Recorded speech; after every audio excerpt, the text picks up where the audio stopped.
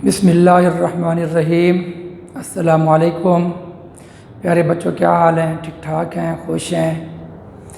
अल्लाह ताला आप सबको अपनी हिफ्ज़ व अमान में रखे बेटा, आमीन। तो बेटा जी, आज हमारा लेक्चर नंबर जो है वो 18 है और आज का हमारा टॉपिक बहुत ही अहम टॉपिक है, ह्यूमन आई और उसके साथ जो है अकोमोडेशन, पावर ऑफ अकोमोडेशन। तो बेटा जी, ये जो ह्यूमन आई का टॉपिक है ये बेसिकली इसका ताल्लुक़ बायोलॉजी के साथ है, तो इसकी ज़्यादा तफसील तो वहीं पर ही है। तो हम यहाँ पर हमारे पास जो है बहुत मामूली सा ये टॉपिक दिया गया है, तो जिस हद तक हमें दिया गया हमारे कोर्स में है हम उसी हद तक इसको डिस्कस करेंगे। तो इसमें मैंने ये किया है कि एक्सप्लेन ह्यूमन आई, तो मैंने इसके कोई 5-6 जो हैं वो छोटे छोटे क्वेश्चन बना लिए हैं। तो ये अलग से आ जाएं तो ठीक है, और अगर इस तरह से लॉन्ग क्वेश्चन आ जाए तो फिर इनको जोड़ देंगे, इकट्ठा कर देंगे, तो भी जो है वो आपका टॉपिक लॉन्ग क्वेश्चन तैयार हो जाएगा। सबसे पहली बात ये है कि व्हाट इज़ ह्यूमन आई। तो बहुत आसान है। ह्यूमन आई एक्ट्स लाइक कैमरा, कि जिस तरह कैमरा काम करता है, कैमरे का उसूल और आँख का उसूल they are same. The eye has a refracting system containing a convex lens, कि आँख के अंदर एक कन्वेक्स लेंस है और उसके आपको रिफ्रैक्टिंग सिस्टम क्यों कहा है, क्योंकि इसके अंदर लाइट रिफ्रैक्ट होती है। तो containing a convex lens, the convex lens है forms an image on the retina. तो ये हमारी आँख में बेटा लेंस होता है जो कि कन्वेक्स लेंस है। तो जब हम आँख के ज़रिए किसी चीज़ को देखते हैं तो उस चीज़ का इमेज इस लेंस में से वो रेज़ रिफ्रैक्ट होती हुई इस आँख के इस लेंस के बैक पे एक पर्दा होता है, एक लेयर होती है, उस लेयर का नाम है रेटिना। उस लेयर के ऊपर उस ऑब्जेक्ट की इमेज बन जाती है, ठीक है। तो उसके बाद जो है रेटिना का डिफ़ाइन किया गया है कि व्हाट इज़ रेटिना, कि वो पर्दा क्या होता है। अ लाइट सेंसिटिव लेयर, एक ऐसी तह है जो लाइट सेंसिटिव है at the back of the eye, और वो हमारी आँख के बैक साइड पे है, इज़ कॉल्ड रेटिना। और ये कोई मुश्किल बात नहीं है। उसके बाद ये हमारे पास अगला जो है इसके अंदर ही हिस्सा है कॉर्निया। कॉर्निया, तो light enters the I through a transparent membrane called cornea.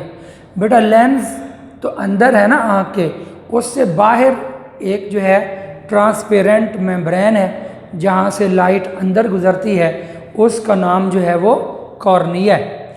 उसके बाद जी फिर आप देखें iris, the coloured portion of the eye, हमारी आँख के अंदर जो कलर्ड पोर्शन है, तो रंगीन हिस्सा, तो विच controls the amount of light reaching the retina. ये जो हमारे आँख में ब्लैक हिस्सा है ये कंट्रोल करता है कि भाई लाइट अंदर कितनी जानी चाहिए। तो इसी चीज़ का नाम वो आइरिस कह रहा है, the coloured portion of the I which controls the amount of light, कि जो लाइट की अमाउंट अंदर जाएगी उसको कंट्रोल इसी आइरिस ने करना है। रीचिंग द रेटिना, वो रे जो रेटिना पर पहुंचती है, इज़ कॉल्ड आइरिस, ठीक है। फिर इसी आइरिस के अंदर प्यूपिल होता है।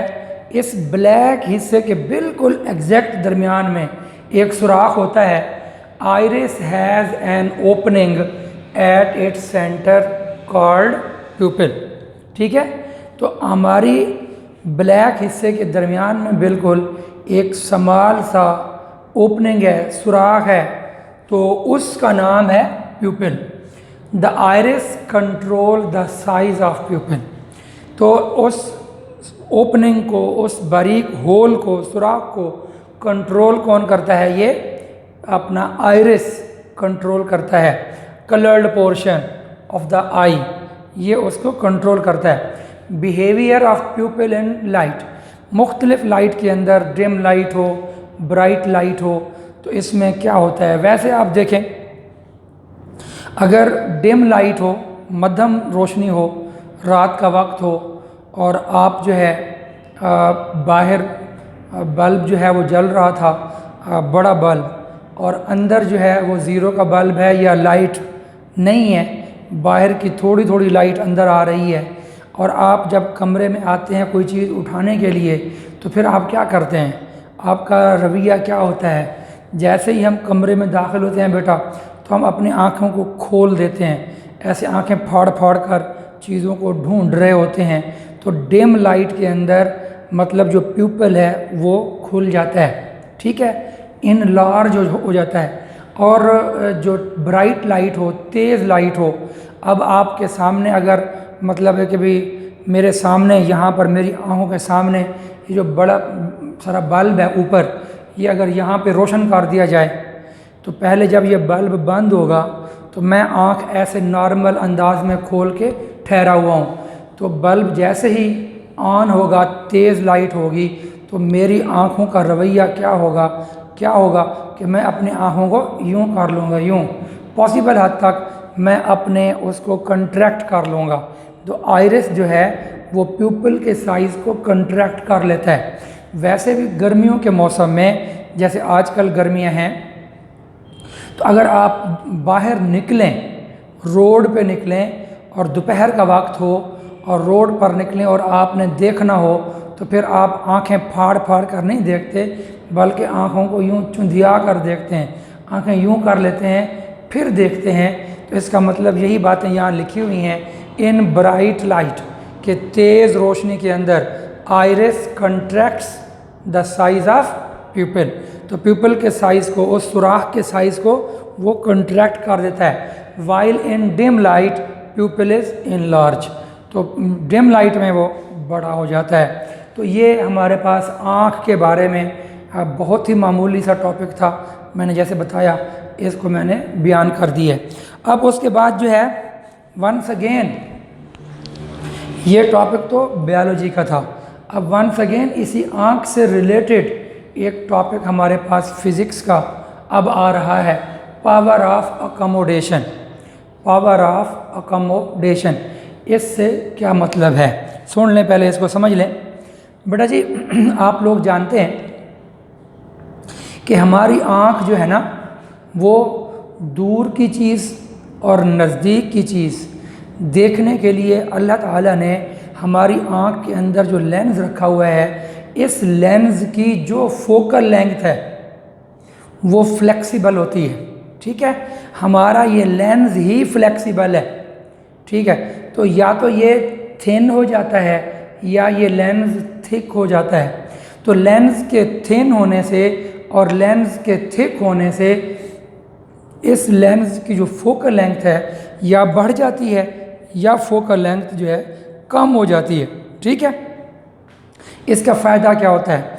इसका फ़ायदा ये होता है कि हम दूर की चीज़ों को और नज़दीक की चीज़ों को बड़े बेहतरीन तरीके से देख लेते हैं। अगर हमारी आँख के अंदर लेंस के अंदर तो ये फ्लेक्सिबिलिटी ना होती, तो हमारी आँख को दूर की चीज़ देखने के लिए या नज़दीक की चीज़ देखने के लिए बहुत मसाइल का सामना करना पड़ता। तो अपना सिंपल बात ये हुई कि भाई जब हमारी आँख दूर की चीज़ या नज़दीक की चीज़ को देखती है, तो अपनी जो इसका जो फोकल लेंथ है, लेंस की फोकल लेंथ, उसको वो एडजस्ट कर लेती है, ठीक है, ताकि वो तस्वीर दूर वाले जिस्म की इमेज और करीब वाले जिस्म की इमेज रेटिना पर बेहतरीन अंदाज से बन जाए।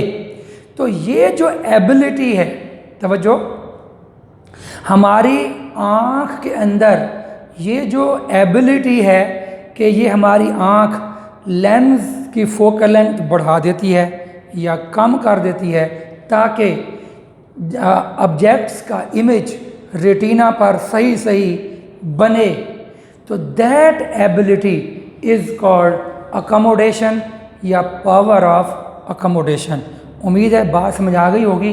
फिर मज़ीद यहाँ पर देखें, the ability of the eye, कि आँख की काबिलियत, आँख की खसूसियत, आँख की खूबी, ठीक है, एबिलिटी खूबी, the ability of the eye, आँख की खूबी, क्या खूबी, to change the focal length of its lens, कि आँख में जो मौजूद लेंस है उस लेंस की फोकल लेंथ को चेंज करने की खूबी। इसका फ़ायदा क्या होगा, सो एज, ताकि, इस चेंज करने का क्या फ़ायदा है, सो एज, ताकि, to form a clear image, के साफ इमेज बने, of an object on its retina, तो आँख के पर्दे पर क्लियर तस्वीर बने, चाहे वो ऑब्जेक्ट दूर हो चाहे वो ऑब्जेक्ट नज़दीक हो। तो आँख के अंदर जो ये खूबी है, दैट इज़ कॉल्ड अकोमोडेशन या पावर ऑफ अकोमोडेशन। तो सिंपल बाज़ औक़ात पावर ऑफ अकोमोडेशन पूछ लेते हैं इम्तिहान में, और बाज़ औक़ात ये पावर ऑफ का लफ्ज़ नहीं लगाते और ख़ाली अकोमोडेशन पूछते हैं। तो दोनों सूरतों में आपने डिफ़ाइन सेम लिखना है। अगर वो पावर पूछेगा तो आपने भी यहाँ पर पावर लगा देना है, पावर ऑफ अकोमोडेशन, और अगर वो खाली अकोमोडेशन पूछे इम्तिहान में तो डिफ़ाइन यही लिख कर ये फिर पावर ऑफ का लफ्ज़ हटा देंगे और ख़ाली अकोमोडेशन लिख देंगे। उम्मीद है यहाँ तक आपको बात जो है वो अच्छे तरीके से समझ आ गई होगी, ठीक है। अब यहीं से अगली बात निकलती है। अभी हमने देखा, बात मैंने की कि भाई कि आँख के अंदर जो है वो दूर के जिस्म और नज़दीक के जिस्म के लिए जो लेंस है उसका बिहेवियर डिफरेंट होता है, ठीक है।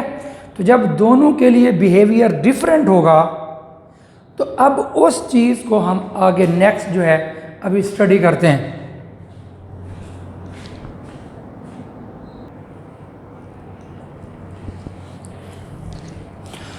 अच्छा बेटा जी, तो बात चल रही थी हमारी पावर ऑफ अकोमोडेशन के हमारा जो आई लेंस है वो नज़दीक और दूर की चीज़ को एडजस्ट करने के लिए वो अपनी फोकल लेंथ को चेंज कर लेता है।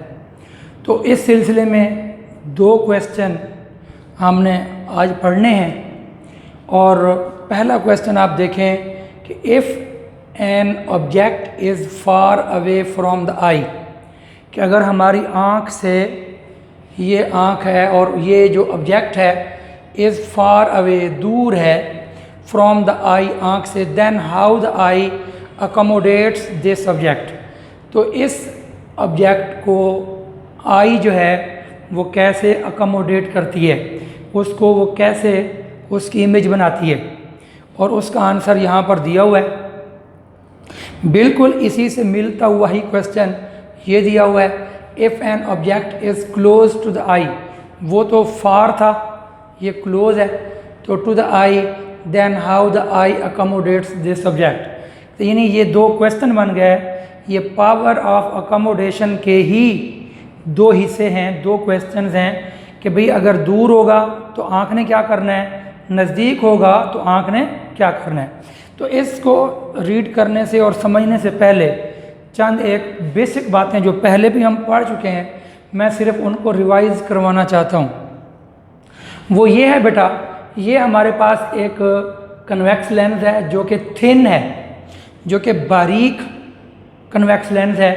इसका कर्वेचर देखें कम है, और ये दूसरा थिक कन्वेक्स लेंस है, इसका कर्वेचर ज़्यादा है, याद कर लें।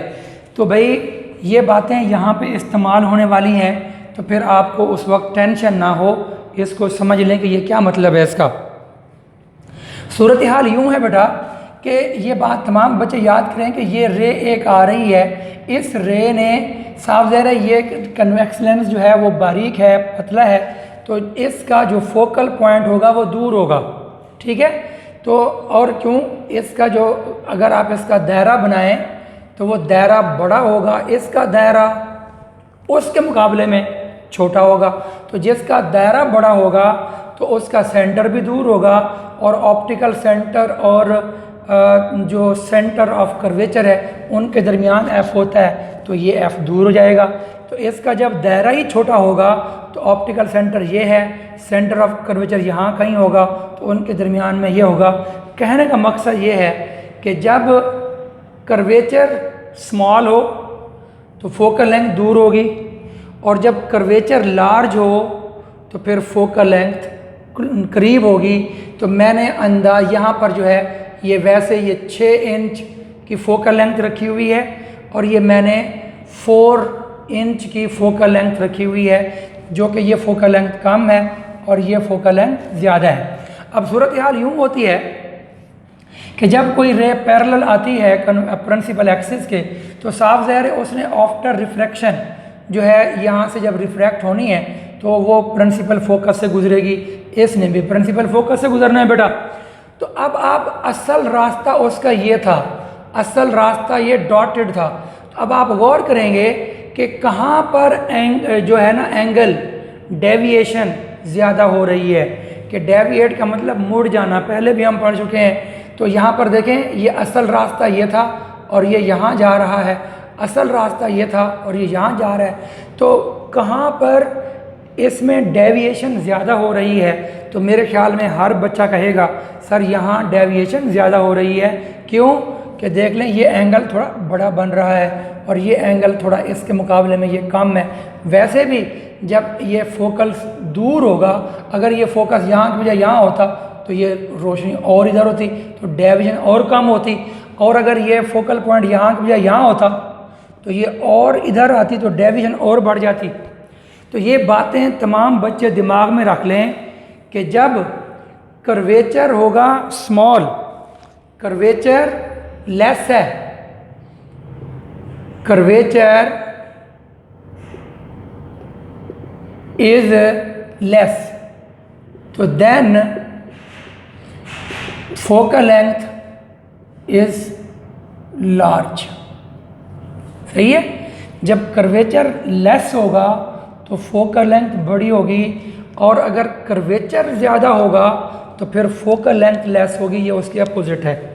तो ये बातें दिमाग में रखना। अच्छा, अब अगली बात ये है कि ये लेंस जो है इस तरह ये थिन और ये थिक कैसे होगा, ये बात भी याद रख लें, इसको भी समझ लें, ताकि जब हम यहाँ पढ़ें तो कोई आपको टेंशन ना हो। देखें जी, बात ये होती है, तवज्जो करेंगे कि हमारे पास ना बेटा ये आई बॉल है, हमारी आँख है मुकम्मल, और आई बॉल में यहाँ इसको हम थोड़ा सा और बड़ा कर देते हैं, इस तरह से है। इसमें बेटा जी सूरत हाल कुछ यूँ है कि यहाँ पे हमारे पास जो है वो लेंस होता है, दरमियानी हालत में होता है। यूँ समझ लें कि ये उसका लेंस का ये नॉर्मल हालत है, लेंस की, ये लेंस की नॉर्मल हालत है। अच्छा, अब होता यह है बेटा कि यहाँ पे सैलरी मसल्स होते हैं, यहाँ पे सैलरी मसल्स होते हैं, और यहाँ पे भी ये इस लेंस के ऊपर नीचे सैलरी मसल्स होते हैं, और ये सैलरी मसल इधर तमाम आँख के अंदर मौजूद होते हैं सैलरी मसल्स। अब ये जो जितने भी मसल्स होते हैं ना, ये दो काम करते हैं बस, या तो ये कॉन्ट्रैक्ट हो जाते हैं या रिलैक्स हो जाते हैं। इसके अलावा असल में चीज़ें तीन होती हैं, एक होता है पुश करना, एक होता है पुल करना, और एक होता है रिलैक्स होना। तो इनके अंदर ये सैलरी मसल जो हैं ये पुश करते हैं, सॉरी पुल करते हैं, अपनी तरफ खींचते हैं, ठीक है। ये सैलरी मसल्स पुश करते हैं, और पुश का मतलब सुन लें कि मैं मुझसे बार बार पुश निकला जा रहा है, तो ये पुल होता है, और इसी पुल को ही हम कहते हैं कि ये कंट्रैक्ट कहते हैं, कि ये पुल करना ही कंट्रैक्ट है। तो सैलरी मसल पुल करते हैं, अपनी तरफ किसी चीज़ को खींचते हैं, ठीक है। तो या फिर सैलरी मसल का काम होता है रिलैक्स करना, तो रिलैक्स करना। तो याद रख लें कि सैलरी मसल जो है पुश नहीं कर सकते, ठीक है। ये बायोलॉजी की चीज़ें हैं कि सैलरी मसल जो है वो पुश नहीं करते, या वो कंट्रैक्ट करेंगे या वो रिलैक्स करेंगे। अब होता ये है, तवज्जो करेंगे, अच्छा यहाँ पर ये रेटिना है, ये आँख का पर्दा है, ये वाला फ़र्ज कर लें, ये रेटिना है। तो अब होता ये है, रेटिना आँख का पर्दा यहाँ पर है। अब बेटा जी होता ये है कि जब ये सैलरी मसल्स ये पुल करते हैं कि ये इसने अपने आप को, ये सैलरी मसल क्योंकि यहाँ सारे होते हैं, तो और जब भी कोई चीज़ पुल की जाती है तो साफ ज़ाहिर है मैंने अपनी तरफ पुल की, तो इसने इधर पुल की, इसने इधर पुल की, तो एज ए रिज़ल्ट जो लेंस होगा ना ये इस तरह से थिक हो जाएगा पुल करने पर। इसीलिए यहाँ पर ये लिखा हुआ है टेंस्ड लेंस, कि यहाँ पर जो है ये सैलरी मसल इसको कंट्रैक्ट करते हैं। जब कंट्रैक्ट करते हैं तो कंट्रैक्ट करने पर ये तो थिक हो जाता है, लेकिन ये इधर करीब आ जाती है, क्या भला, रेटिना। क्यों कि जो सैलरी मसल ये इसको अपनी तरफ पुश का अपना पुल करेंगे, ये मुझसे बार बार जो है पुश का लफ्ज़ ज़बान से निकल रहा है, तो जब ये पुश करते हैं, पुल करते हैं, सॉरी, तो जब ये पुल करते हैं तो इसको भी पुल करेंगे, इधर भी पुल करेंगे, इधर भी पुल करेंगे, तो ये रेटिना करीब आ जाएगा, याद रख लें। तो यहाँ रेटिना करीब आएगा, और जब ये रिलैक्स करेंगे तो रिलैक्स करेंगे तो ये फिर लेंस इस तरह हो जाएगा, ये जैसा ये लिखा हुआ है रिलैक्स्ड लेंस। तो रिलैक्स के अंदर यहाँ पर जो सैलरी मसल्स हैं, ये यहाँ पर लिखा हुआ है कि सैलरी मसल रिलैक्स, कि जब ये सैलरी मसल रिलैक्स कर जाते हैं तो फिर ये जो लेंस होता है ये लेंस इस तरह थिन हो जाता है। तो जब ये थिन होता है तो लेंस थिन हो गया और ये रेटिना फिर वापस दूर चला जाता है। तो ये बात अपने दिमाग में बिठा लें, यही सारी थ्योरी है। अगर ये थ्योरी आप लोगों को जहन में बैठ गई तो इनको याद करना इंतहाई आसान होगा। मैं दोबारा बता दूं आधे मिनट के अंदर कि जी लेंस जो है उसके ऊपर नीचे सैलरी मसल्स होते हैं, सैलरी मसल्स सिर्फ पुल करते हैं या रिलैक्स करते हैं, ठीक है। जब ये पुल करेंगे तो पुल करने पर ये लेंस थिक हो जाता है, लेंस थिक हो जाएगा, और जब लेंस थिक होगा तो रेटिना क्लोज हो जाएगा, रेटिना नज़दीक आ जाएगा। क्यों कि जब मसल यहाँ भी है यहाँ पर भी, तो उन्होंने इसको इधर खींचना है, इधर खींचना है, इधर खींचना है, तो ये मुकम्मल आई बाल सिकुड़ जाता है। तो जब ये सिकुड़ जाएगा तो रेटिना नज़दीक हो जाएगा, ठीक है। और जब ये रिलैक्स होगा तो फिर ये लेंस अपना थिन होगा, और उसके बाद जो है ये सारा कुछ जो है वो जो कसा हुआ था वो रिलैक्स होगा, तो हर चीज़ खुल जाएगी, तो ये आई बाल खुल जाएगा, रेटिना फिर दूर चला जाएगा। ये चीज़ है। अब एक और बात भी सुन लें, एक उसूल याद रखें कि आँख अगर दूर की चीज़ देखेगी तो उस दूर की चीज़ क्योंकि अपना चीज़ दूर है तो उसका इमेज भी दूर बनना चाहिए आँख के अंदर। नज़दीक की चीज़ का इमेज भी आँख के अंदर रेटिना पर हमें नज़दीक का एहसास दे। अब ये चेयर मेरे नज़दीक पड़ी हुई है तो ये रेटिना पर भी नज़दीक नज़र आनी चाहिए, और अगर ये चेयर दूर पड़ी हुई होगी तो अंदर आँख पर जो हमें एहसास हो रेटिना के ऊपर, वो एहसास यही हो कि चीज़ दूर पड़ी हुई है। और जो चीज़ नज़दीक होती है वो थोड़ी बड़ी भी होती है, और जो चीज़ दूर होती है वो थोड़ी छोटी भी होती है। दूर की चीज़ छोटी नज़र आती है। तो इन बातों को दिमाग में रखते हुए अब हम जो है मज़ीद जो कुछ रहता है, जो तफसील होगी वो यहाँ पर हम साथ के साथ पढ़ेंगे। तो वो कहता है कि if an object is far away, कि अगर ऑब्जेक्ट हमसे बहुत दूर है तो फिर क्या होगा, फ्रॉम द आई, आँख से, द डेविएशन ऑफ लाइट, तवज्जो करेंगे, the deviation of light, light का मुड़ जाना, the light rays through the lens must be less. तो जब कोई जिस्म दूर होता है तो उसका जो मुड़ना होता है वो कम होता है। नज़दीक वाले के लिए ये नज़दीक वाले के लिए मुड़ना थोड़ा ज़्यादा होता है और दूर वाले के लिए मुड़ना थोड़ा कम होता है। तो यही बात वो यहाँ पर कर रहा है। If an object is far away from the eye the deviation of light rays through the lens must be less. तो जब ये लेस हो तो इसके लिए क्या करना होगा? To do this the ciliary muscle relax. तो सैलरी मसल क्या करते हैं भाई? रिलैक्स कर जाते हैं। तो जैसे ही सैलरी मसल रिलैक्स करेंगे तो जो फोकल पॉइंट है वो दूर चला जाएगा। यही बात वो कर रहा है। तो जैसे ही फोकल पॉइंट दूर होगा तो उसका जो deviation of the light rays वो लेस होगी। तो ये यहाँ डेविएशन ज़्यादा है, यहाँ डेविएशन कम है। तो डेविएशन कम होनी चाहिए। तो दूर की चीज़ को देखने के लिए डेविएशन कम होनी चाहिए। क्यों? ताकि वो दूर बने रेटिना के ऊपर और एहसास भी यही हो कि ऑब्जेक्ट जो है वो दूर है। तो बहरहाल जी the ciliary muscle to do this the ciliary muscle relax and decrease the curvature of the lens. तो लेंस का जो कर्वेचर है वो डिक्रीज हो गया। देखें यहाँ पर कर्वेचर जो है वो डिक्रीज कर गया of the lens, thereby increasing the focal length.